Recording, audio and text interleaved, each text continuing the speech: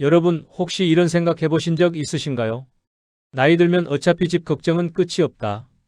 월세 내려면 돈이 모자라고 계단 오르내리기는 무섭고 혼자 있으면 외롭고 그렇다고 요양원 가자니 아직은 이르고 그래서 그냥 지금 이 집에서 최대한 버티다가 어떻게든 되겠지 이렇게 스스로를 달래고 계신 건 아닌지요. 많은 어르신들이 이렇게 말씀하십니다. 나이 들면 결국 선택지는 둘뿐이라고요. 몇 천만 원, 몇 억씩 들어가는 비싼 실버타운에 들어가든지 아니면 오래되고 불편한 집에서 그냥 참고 버티든지 말입니다. 중간은 없다고 생각하시는 거죠. 그런데 제가 오늘 이 자리에서 꼭 말씀드리고 싶은 건 그 생각이 이제는 많이 달라지고 있다는 점입니다. 여러분이 모르고 계셨을 뿐이지 이미 그 중간 선택지가 존재하고 있습니다. 월세 몇만 원 수준으로 식사 공간과 복지시설, 안전한 관리까지 함께 누릴 수 있는 고령자 맞춤 주택이 조용히 그러나 꾸준히 늘어나고 있습니다. 특별한 분들만 들어가는 곳이 아닙니다. 기초연금 받으시는 평범한 어르신들이 실제로 살고 계신 집입니다. 보증금 몇백만 원에 월세 10만 원 안팎으로 안전하게, 외롭지 않게, 그리고 무엇보다 걱정 없이 지내실 수 있는 집이 이미 여러분 가까이에 있습니다. 하지만 많은 분들이 이런 집이 있는 줄도 모르고 계십니다. 알아도 나는 자격이 안 될 거라고 지레 포기하십니다. 신청 방법이 복잡할 것 같아서 컴퓨터를 못 다뤄서 누구한테 물어봐야 할지 몰라서 그냥 넘어가시는 겁니다. 그 사이 집 걱정은 계속되고 주거비 부담은 여전하고 넘어질까 봐 불안한 마음도 그대로입니다.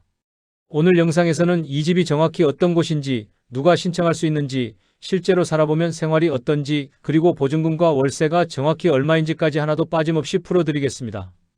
화려한 광고나 추상적인 이야기가 아니라 지금 내 형편과 내 노후에 진짜 도움이 되는 현실적인 정보만 전해드리려고 합니다. 저는 30년간 노후주거 정책과 고령자 복지주택을 연구해온 박사 김종진입니다. 오랜 시간 현장을 다니면서 수백 분의 어르신들을 만나면서 느낀 건 정보를 아는 분과 모르는 분의 노후가 정말 많이 다르다는 점이었습니다. 똑같은 형편인데도 알고 있는 분은 안전하고 편한 집에서 여유롭게 지내시고 모르는 분은 여전히 불안과 걱정 속에서 하루하루를 보내십니다.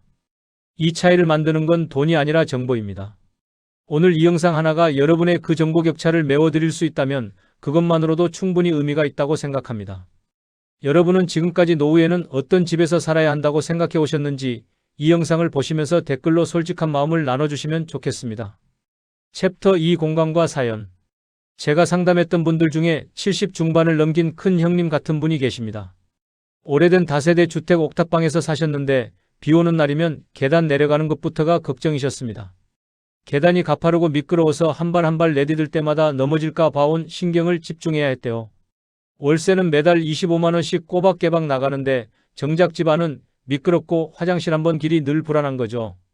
여름엔 더워서 견딜 수가 없고 겨울엔 추워서 내복을 겹겹이 껴입어도 방 한쪽 구석이 시린 채로 밤을 보내셨습니다. 엘리베이터가 없으니 장 보러 나갔다가 돌아올 때는 수미터까지 차오르고 무거운 짐을 들고 올라가는 게 하루 중 가장 힘든 일과였습니다. 그러다 보니 자연스럽게 외출을 줄이게 되고 집에만 계시는 날이 점점 많아졌습니다. 하루 종일 말 한마디 안 하고 지나가는 날이 일주일에 서너 번이었습니다. 전화기 보면서 자식들한테 연락할까 하다가도 바쁠 텐데 괜히 귀찮게 하나 싶어서 그냥 내려놓으셨대요. 동네 사람들도 다들 바쁘게 지나가고 옆집에 누가 사는지도 잘 모르는 상황이었습니다. 그분이 제게 이런 말씀을 하셨습니다. 나도 나이 들면 실버타운 같은 데 가야 하나 했는데 그럴 돈은 도무지 안 모이더라. 자식들한테 손 벌릴 수도 없고 그렇다고 지금 이 집을 나가자니 갈 곳도 마땅치 않고 결국 마지막까지 이 집에서 버티다가 가겠지 이렇게 스스로를 달래고 계셨던 겁니다. 그러던 어느 날 동네 복지관에 반찬 배달을 받으러 갔다가 우연히 고령자 복지주택 안내 포스터를 보셨습니다. 처음엔 나 같은 사람은 안 되겠지, 복잡할 거야 이렇게 생각하고 그냥 지나치려 하셨대요. 하지만 복지관 직원분이 한번 상담이라도 받아보시라고 권해서 반신반의하면서 조심스럽게 신청하셨어요. 실제로 입주하고 나서 석 달쯤 지나 다시 뵀을 때 가장 먼저 달라진 건 표정이었습니다. 계단 걱정이 사라지니 몸이 편해지고 아침마다 복도에서 마주치는 사람들과 안녕하세요 인사를 나누다 보니 마음이 덜 외롭다고 하시더군요. 무엇보다 월세 부담이 10만 원 초반으로 크게 줄면서 남은 돈으로 조금씩 자기 자신을 챙기기 시작하셨습니다. 가끔 과일도 사 드시고 동네 목욕탕도 일주일에 한 번씩 다니시게 됐습니다.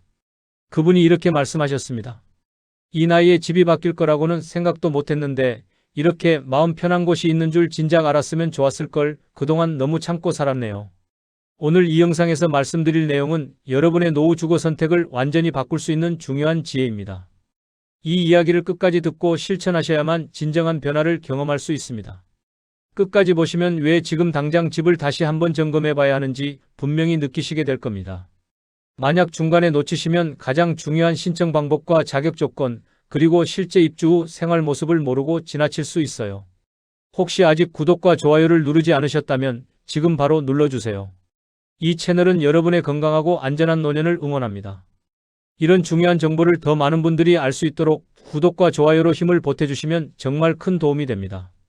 이렇게 작은 선택 하나로도 노후가 완전히 달라질 수 있다는 걸 보여드리려고 하니 지금부터 본격적으로 고령자 복지주택이 어떤 집인지부터 차근차근 이야기해 보겠습니다. 첫째, 어떤 집인지부터 정리해 볼게요. 고령자 복지주택은 잠만 자는 공간이 아니라 나이가 들어도 혼자서 안전하게 생활할 수 있도록 설계된 집입니다. 미끄럼 방지 바닥, 넓은 복도, 안전 손잡이, 휠체어도 들어갈 수 있는 엘리베이터, 공동식당과 작은 복지 공간이 한 건물 안에 모여있는 구조입니다. 일반 아파트나 빌라와는 처음부터 설계 자체가 다릅니다. 제가 참여했던 고령자 주거 실태 조사에서 계단이 없는 집과 안전 손잡이가 있는 집에 사는 어르신들이 넘어짐 사고를 훨씬 덜 경험한다는 결과가 꾸준히 나왔습니다. 단순한 편의가 아니라 어르신의 독립적인 생활을 지켜주는 장치인 셈입니다. 집안에서 넘어지면 뼈가 부러지고 그 뒤로 거동이 불편해지는 경우가 많잖아요. 그런 위험을 미리 줄여주는 겁니다. 68세 박영수님은 오래된 빌라에서 자주 미끄러지던 분이었는데 미끄럼 방지 바닥과 안전 손잡이가 설치된 고령자 복지주택으로 옮기고 나서부터는 넘어질까 걱정하며 집안에서 긴장하던 습관이 서서히 사라졌다고 이야기하셨습니다. 화장실 갈 때도 현관 나설 때도 이제는 자연스럽게 손잡이를 잡고 움직이니까 마음이 한결 편하다고 하시더군요. 지금 사시는 집을 한번 둘러보시면서 화장실, 현관, 복도에 안전 손잡이가 있는지, 밤에 불을 켰을 때 길이 충분히 보이는지 점검해 보시면 좋습니다. 이걸 체크해보면 고령자 복지주택의 장점이 왜 필요한지 훨씬 더 잘 느껴집니다. 집안에서 불안하지 않다는 것, 그게 얼마나 중요한지 직접 사시는 분들은 다 아십니다. 다만 이 주택이 요양시설처럼 모든 것을 대신해주는 곳은 아닙니다. 스스로 생활하되 위험을 줄이고 도움을 받기 쉽게 만들어둔 집이라고 이해하셔야 합니다. 기대가 너무 높아도 너무 낮아도 실망이 생길 수 있습니다. 간호사가 상주하는 것도 아니고 식사를 방까지 가져다 주는 것도 아닙니다. 공동식당에 가서 직접 식사를 하고 내 방은 내가 직접 정리하는 구조입니다. 여러분이 지금 사시는 집에서 가장 불편하다고 느끼는 곳은 어디인지 마음속으로 한 군데만 떠올려 보시겠어요? 계단인가요? 화장실인가요? 아니면 혼자 있는 시간 자체인가요? 둘째, 누가 신청할 수 있는지 살펴보겠습니다. 대부분의 경우 만 65세 이상, 무주택, 중간 수준 이하의 소득이면 기본적으로 신청할 수 있습니다. 지역에 따라 예외적으로 만 60세부터 받는 곳도 있고 장애가 있거나 노인 돌봄 서비스를 받고 계신 분은 나이가 조금 낮아도 심사를 통해 입주가 허용되기도 합니다. 국내 고령자 주거 지원 자료를 보면 기초연금이나 기초생활급여를 받는 어르신일수록 고령자 복지주택 입주 선정에서 우선순위를 받는 비율이 높습니다. 다시 말해 형편이 어려울수록 눈치를 보기보다 먼저 알아보고 신청해야 할 이유가 있다는 뜻입니다. 돈이 없어서 안 된다고 생각하시는데 오히려 그 반대입니다. 형편이 어려울수록 더 우선적으로 선정될 가능성이 높습니다. 69세 이정자님은 본인 명의 집은 없고 작은 자동차 한 대만 가진 상태라 처음에는 자격이 안 될 거라고 생각하셨습니다. 차가 있으면 재산이 있는 거 아니냐고 스스로 판단하신 거죠. 하지만 상담을 통해 무주택 조건과 소득 수준을 차근차근 확인해 보니 충분히 신청이 가능했고 결국 우선 입주 대상이 되었습니다. 자동차 한 대 정도는 재산 기준에 크게 영향을 주지 않는 경우가 많습니다. 주민등록등본을 떼서 실제로 본인 명의의 집이 있는지, 자녀와 세대가 분리되어 있는지부터 차분히 확인해 보세요. 기초연금이나 관련 급여를 받고 계시다면 이미 소득 조건을 맞추고 계신 경우가 많습니다. 기초연금을 받는다는 건 이미 소득 인정액이 일정 기준 이하라는 뜻이니까요. 가끔 자녀 명의로 된 집이 있으니 안 되는 거 아니냐고 포기하시는데 중요한 건 본인과 배우자 명의입니다. 단, 자녀와 같은 주소로 묶여 있으면 자격에서 제외되는 경우가 있으니 세대 구분은 꼼꼼히 확인하셔야 합니다. 자녀와 따로 살고 계시다면 세대 분리가 되어 있을 가능성이 높습니다. 내가 과연 자격이 되는지 스스로 먼저 막연히 판단하고 있지는 않은지 한번 되물어보시면 어떨까요? 안 될 거라고 지레 포기하지 마시고 일단 물어보시는 게 중요합니다. 셋째, 어떻게 신청하는지 절차를 보겠습니다. 신청은 크게 두 가지입니다. 인터넷으로 신청하는 방법과 주민센터나 복지관, LH지사에 직접 방문해서 도움을 받는 방법입니다. 컴퓨터가 익숙하신 분은 LH 청약센터 누리집에 들어가서 고령자 복지주택 검색하시면 되고, 어려우신 분은 가까운 주민센터에 가셔서 도와달라고 하시면 됩니다. 고령층을 대상으로 한 주거 상담 자료를 보면 처음에는 컴퓨터를 두려워하던 분들도 한번 함께 신청 과정을 겪고 나면 다음부터는 큰 거부감 없이 공고를 찾아보는 비율이 높게 나타납니다. 처음 한 번이 가장 어렵습니다. 한번 해보시면 생각보다 어렵지 않다는 걸 느끼실 겁니다. 72세 김말수님은 스마트폰도 잘 못 다루신다고 하셨지만 동네 복지관 직원과 함께 LH 청약센터 누리집에서 고령자 복지주택을 검색해보고 공고형 모집과 상시 모집을 모두 신청했습니다. 본인은 내가 이런 걸 다 하네 하시면서도 표정이 한결 밝아졌습니다. 직원분이 옆에서 하나하나 알려주니까 따라하는 건 어렵지 않으셨대요. 인터넷이 어렵다면 일단 주민센터나 복지관 상담 창구에 가서 고령자 복지주택 상담을 받고 싶다고 말씀해보세요. 신청서를 같이 작성해주고 필요한 서류 목록도 정리해줄 겁니다. 혼자 고민하지 마시고 도움을 요청하는 게 첫걸음입니다. 공고기간이 정해져 있는 경우가 많으니 나중에 해야지 하다 보면 접수기간이 지나버릴 수 있습니다. 상시 모집이 있는 곳이라면 미리 이름을 올려두는 것도 좋습니다. 대기 명단에라도 올라가 있어야 나중에 기회가 왔을 때 연락을 받을 수 있습니다. 내가 컴퓨터를 못해서 안 된다고 스스로 선을 긋고 있지는 않은지 함께 생각해 보시면 좋겠습니다. 못하는 게 아니라 안 해봤을 뿐입니다.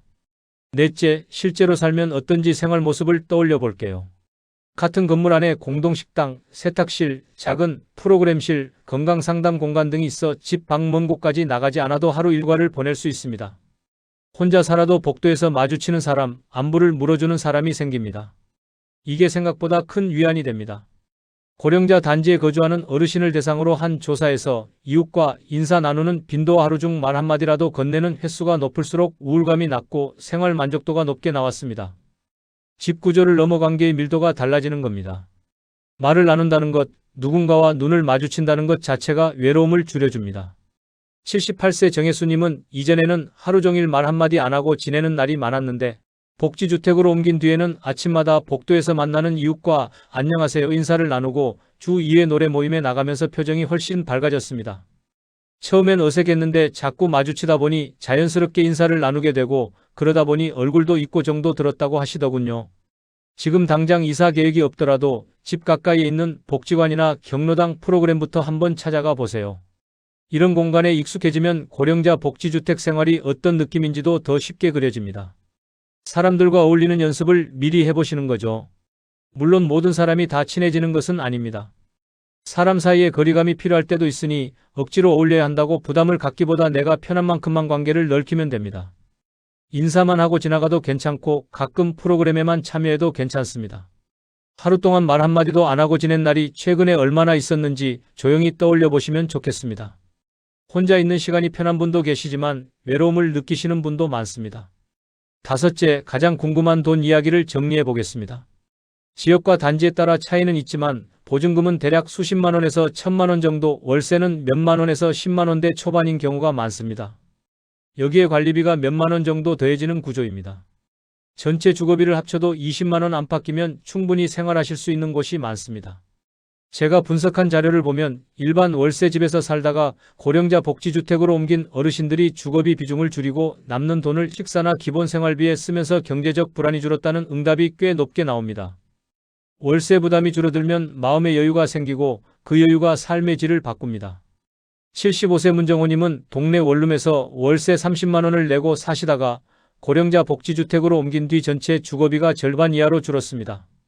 그만큼 남는 돈으로 반찬을 조금 더 신경 쓰고 여유가 있을 땐 가까운 데를 다녀오기도 하셨습니다. 손주 용돈도 조금씩 챙겨주실 수 있게 됐다고 하시더군요. 지금 내가 내는 월세와 관리비, 공과금을 한번 종이에 적어보세요. 그리고 만약 절반 수준만 내도 된다면 내 생활에서 무엇이 달라질 수 있을지 적어보시면 이 주택의 의미가 더 분명해집니다. 주거비가 줄어들면 뭘 하고 싶으신가요? 복지주택이라고 해서 완전히 공짜는 아닙니다. 특히 관리비와 공과금은 계속 내야 하니 실제 공고문에 적힌 금액을 꼼꼼히 확인해야 합니다. 월세만 보지 마시고 관리비, 전기세, 가스비까지 다 합쳐서 계산해 보셔야 합니다. 여러분은 한 달에 주거비로 얼마까지가 마음이 덜 불안한 선이라고 느끼시는지 속으로 숫자를 한번 떠올려 보시겠어요? 그 금액이 지금보다 낮아질 수 있다면 어떤 기분이 드실까요? 여섯째, 얼마나 오래 살 수 있는지도 중요합니다. 대부분 일정 기간마다 재계약을 하되 나이와 자격 조건을 유지하면 계속 거주할 수 있는 구조입니다. 잠깐 머물다 나와야 하는 임시 주거가 아니라 내 노후를 길게 맡길 수 있는 집에 가깝습니다. 이게 중요합니다. 이사를 자꾸 다니면 몸도 힘들고 마음도 불안하거든요. 고령자 공공임대에 거주하는 어르신들은 거주 안정감이 높을수록 건강에 대한 걱정보다 오늘 하루를 어떻게 보낼지에 더 관심을 두는 경향이 있습니다. 집 걱정이 줄어들면 시선이 삶으로 옮겨가는 겁니다. 언제 나가야 하나 걱정하지 않아도 되니까 마음이 편해지는 거죠.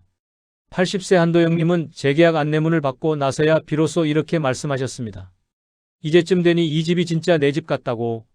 언제 나가야 하나 계산하던 마음이 사라지고 나니 비로소 내 방에 화분을 들여놓을 여유가 생겼다고 하셨습니다.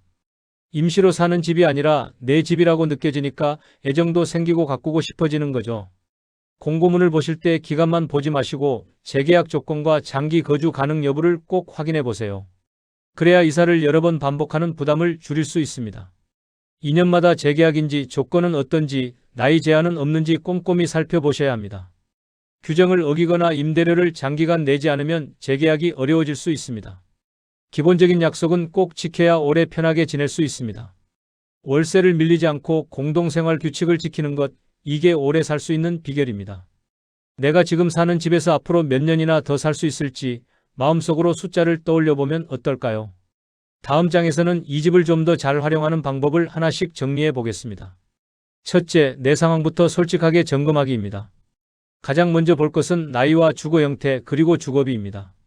집이 있는지 전세나 월세인지 월급이나 연금에서 주거비가 차지하는 비율이 얼마나 되는지부터 정리해야 합니다. 이게 정리되지 않으면 상담을 받아도 제대로 된 안내를 받기 어렵습니다. 괜히 자녀 눈치 보느라 형편을 숨기면 정작 필요한 지원을 못 받는 경우가 많습니다. 내 현실을 정확히 알아야 좋은 선택을 할 수 있습니다. 자녀한테 미안해서 부끄러워서 숨기지 마세요. 도움을 받을 자격이 있는 분이 도움을 받는 게 당연한 겁니다. 연세, 주거 형태, 월 주거비, 기초연금 수급 여부를 종이에 4줄로 적어보세요. 이 4가지 정보만으로도 상담을 시작하기에 충분합니다. 복잡하게 생각하지 마시고 이 4가지만 정리하시면 됩니다. 여러분은 혹시 자녀에게 미안해서 내 어려운 형편을 일부러 감추고 있지는 않으신가요? 솔직해지는 것부터가 시작입니다. 둘째, 우리 동네에 어떤 단지가 있는지 찾아보기입니다. 지금 당장 모집이 없어도 어느 구역에 고령자 복지주택이 있는지 앞으로 지어질 계획이 있는지만 알아도 큰 도움이 됩니다. 정보는 LH 청약센터 누리집이나 지자체 공고에서 찾을 수 있습니다. 검색창에 사시는 지역 이름과 고령자 복지주택을 함께 적으시면 됩니다. 소문만 듣고 결정하지 마시고 실제 공고문과 지자체 안내문을 확인해야 합니다. 이름은 비슷한데 내용은 전혀 다른 주택들도 있기 때문입니다. 영구임대, 국민임대, 행복주택, 고령자 복지주택 다 조금씩 다릅니다. 인터넷 검색창에 사시는 시와 군 이름, 그리고 고령자 임대주택이라는 말을 함께 적어 검색해 보시고 주민센터에 들르실 일이 있으면 관련 안내문이 있는지 물어보세요. 주민센터 게시판에 공고가 붙어 있는 경우도 많습니다. 우리 동네에 이미 이런 집이 있는지 한 번이라도 직접 찾아보신 적이 있으신가요? 없다고 생각하고 계셨는데 막상 찾아보니 있는 경우가 많습니다. 셋째, 서류와 준비물을 미리 챙겨두기입니다. 나중에 공고가 나왔을 때 서류를 준비하다가 포기하는 경우가 많습니다. 주민등록등본, 가족관계 서류, 기초연금이나 관련 급여 확인서 등은 미리 무엇이 필요한지 알아두면 마음이 훨씬 가벼워집니다. 막상 공고가 나오면 시간이 촉박해서 서류 준비하다가 놓치는 경우가 많거든요. 필요 서류는 단지마다 조금씩 다를 수 있으니 무조건 똑같다고 생각하지 마시고 매번 공고문을 확인해야 합니다. 어떤 곳은 건강진단서를 요구하기도 하고 어떤 곳은 소득증빙만 있으면 되기도 합니다. 주민센터에 가시면 고령자 복지주택 신청 시 어떤 서류가 필요한지 미리 문의하신 뒤 기본적인 서류는 한번 발급해서 집에 보관해 두세요. 등본이나 가족관계 증명서는 미리 떼어 놓으시면 좋습니다. 서류 준비가 번거롭고 두려워서 시작도 못하고 있는 건 아닌지 내 마음을 천천히 들여다보면 좋겠습니다.